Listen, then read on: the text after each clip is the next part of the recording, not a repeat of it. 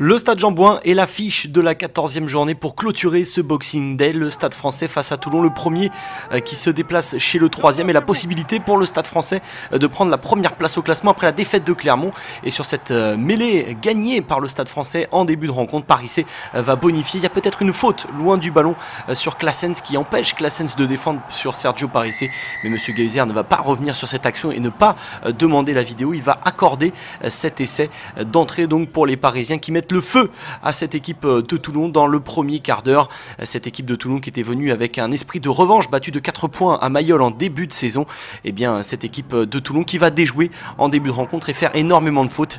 Ici c'est Rémi Bonfils, encore une fois dans les 22 adverses, qui insiste, et là Virgile Bruni qui n'est plus sur ses appuis et qui va faire une énième faute, car effectivement les Toulonnais en début de rencontre dans la première demi-heure vont pas être loin des 10 fautes déjà et des 10 pénalités concédées. Jules Plisson lui passe 3 premiers points à la 19e minute, et vous allez voir pratiquement dans la foulée à la 21e il va avoir une nouvelle pénalité. La nouveauté pour Jules Plisson, c'est cette réussite au pied 100% dans cette rencontre. On va le voir tout au long du match puisqu'il transformera des essais en fin de match, lui qui a passé la barre des 100 points avec cette rencontre face à Toulon. 13-0 à la 21e.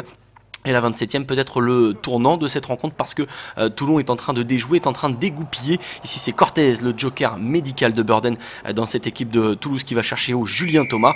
Derrière Plisson qui essaie de transformer au pied le jeu. Mais en tout cas M. Geuser qui revient à la faute et qui va prendre une première sanction contre les Toulonnais avec ce carton pour un jeu dur de Mathias Cortez. Une pénalité derrière qui ne donnera rien puisque les Parisiens vont décider de la jouer. Et surtout une pénalité qui va en entraîner une autre peu de temps après. Ici c'est Jules Plisson qui décide de jouer rapidement une pénalité dans les 22 adverses et qui va prendre un geste maladroit de Virgile Bruni, qui était déjà à la faute tout à l'heure. Bruni lui aussi va être sanctionné en 2 minutes, donc Toulon se retrouve à 13 contre 15.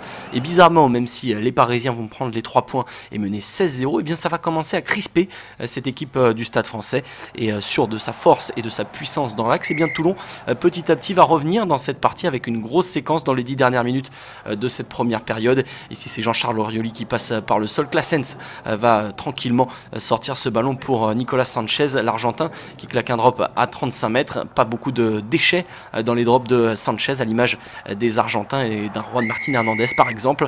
En tout cas Sanchez met Toulon enfin dans la partie, 16-3. Et puis peu de temps avant la fin de cette première période, quand Toulon retrouve ses joueurs exclus pour 10 minutes, Leg Alfeni va passer 3 nouveaux points. Ça fait 16-6 à la pause, et Bernard Laporte est assez furieux au retour des vestiaires.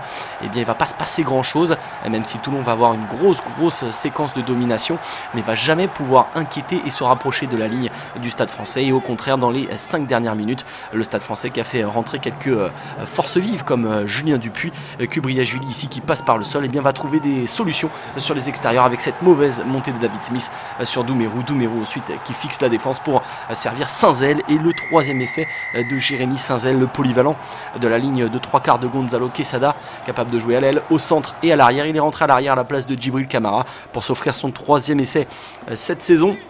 Le Stade français donc qui valide sa victoire qui se dessine 23-6 avec la transformation de Jules Plisson. Et ici Jules Plisson, Chistera magnifique pour un Sergio Parissé toujours inspiré. C'est lui qui avait amené le premier essai, et c'est lui encore une fois qui met le feu dans la défense toulonnaise. Un ballon ensuite éjecté par Julien Dupuis sur l'extérieur, et sur le surnombre surtout Naya Salevou qui sur les appuis se défait de son vis-à-vis et va ensuite fixer la défense pour retrouver Zourabi Zvania, Zouzou pour les intimes du côté du Stade français. Et Zvania qui va inscrire l'essai tout simplement du bonus offensif, lui qui était revenu sur le terrain en position de talonneur puisque c'était le titulaire au poste de pilier gauche au départ, et qui est revenu comme talonneur dans cette rencontre. Zvania qui va inscrire l'essai du bonus offensif, 36 en faveur du Stade français à l'issue de cette rencontre. Une victoire nette et sans bavure des hommes de Gonzalo Quesada, qui vont passer donc les fêtes à la première place du classement. C'est une petite surprise, ils sont devant donc Toulon et Clermont désormais. Il va falloir compter avec le Stade français dans cette saison 2014-2015.